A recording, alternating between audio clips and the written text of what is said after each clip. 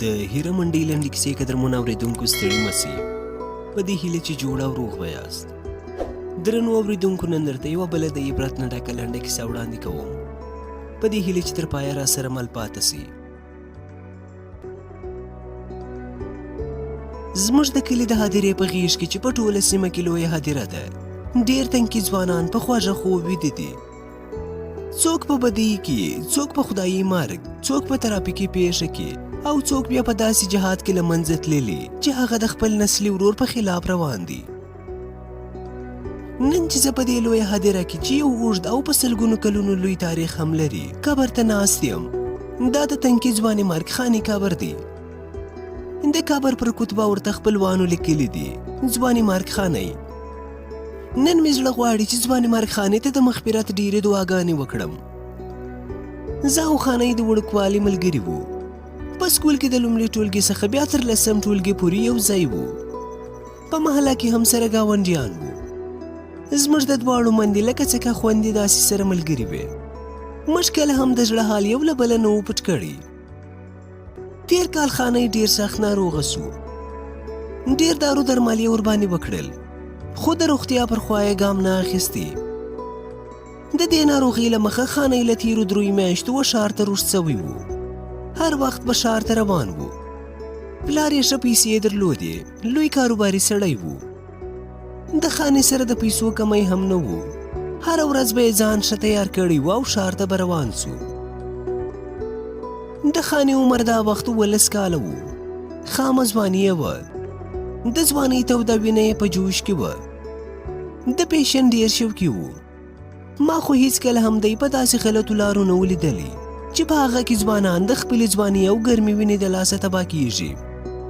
او دویمه دا چې په خانۍ کې یو بل خصوصیت دا هم و چې هغه به هر ضرورتمند ته د خدای د رضا دپاره وینه ورکوله. ولې چې د وینې ګروپ و نیګیټیو و، چې دا وینه د ډېرو کمو خلکو سره وه. خو دا چې هغه ولې هر وخت ښار ته تلي په دې یې موږ یو هم نه پوهېدو. نو خبره مې د هغه د ناروغۍ کوله. ناروغي یې ورځ په ورځ زیاتېدله. ټول وجود به یې درد کاوه. مړه ته به یې په وجود کې خوروره وه. یوه ورځ د خانۍ مور زموږ کور ته راغله او په ژړغونې لهجه یې راته وویل چې زویه ته خو خانۍ یو وارې ډاکټر یا کوم ملا ته ورښکاره کړه، ورځ په ورځ یې وجود ویلیږي. ما په جواب کې ورته وویل چې سمه ده ترور جانې، زه به نن یو ښه ډاکټر ته هغه ورښکاره کړم. مور یې بېرته په سرو سترګو راڅخه ولاړه.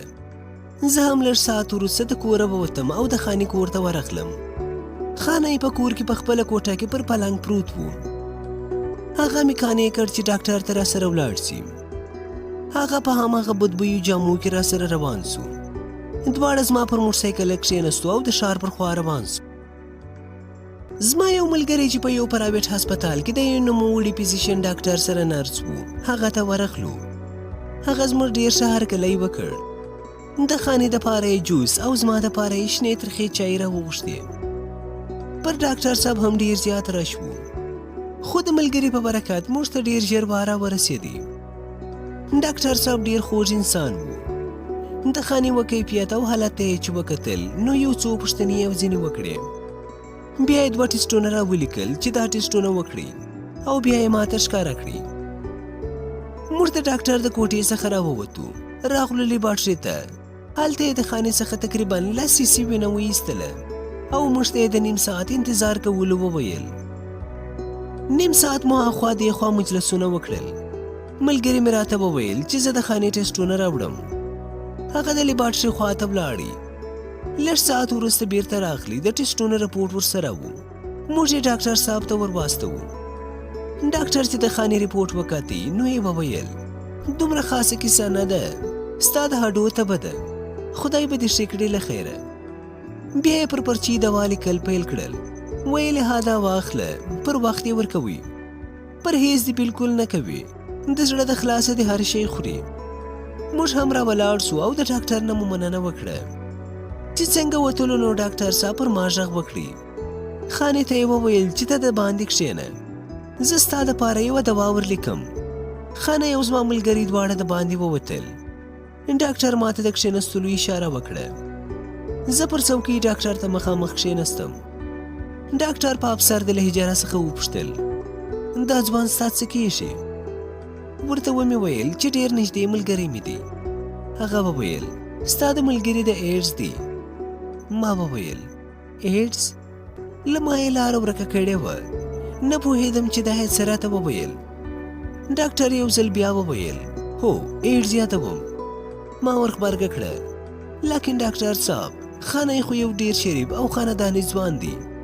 دو خو هر څلورمه میاشت د خدای د رضا دپاره و ضرورتمندو خلکو ته وینه ورکوله، نو بیا څنګه کېدای سي چې هغه؟ ډاکټر وویل ایډز نه شرافت ګوري او نه خاندان ګوري، او دا هم کېدای سي چې د کوم وخت اخري ځل وینه ورکوله نو هغه وخت د وینې سرنج استعمال سوی وي، د هغه څخه هم دا مرض خورېږي. لہذا تاسو د پوره پوره خیال وساتئ. د سره بیخي لږ وخت دی، که ووایم نو زیات نه زیات 6 میاشتې دي. تاسو د په ناروغۍ مه خبروئ، کنې نو په 6 ورځو کې به سترګې پټې کړي. د ډاکټر د خبرو په اورېدو له ځایه پورته سوم. د هغه څخه د رخصت اخیستلو بغیر د کوټې څخه راووتم. خانه مخامخ پر یوه څوکۍ راته په انتظار ناست وو.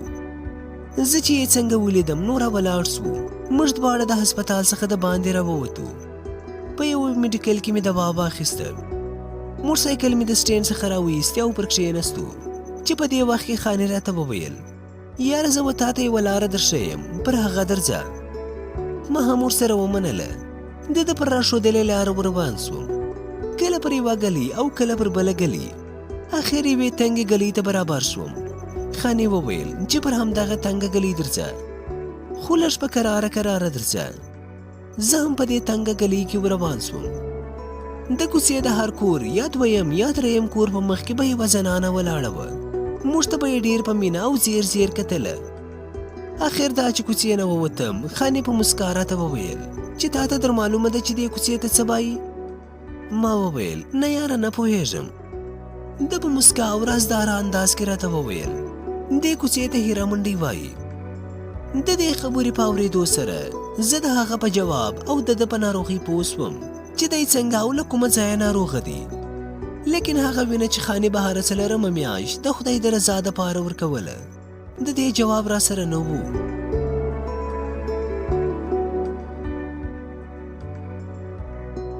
درنو اورېدونکو دا کیسه پر همدې ځای پای ته ورسېده. خدای دې وکړي چې د خوښۍ وړ مو ګرځېدلې وي. تر بیا د الله په امان.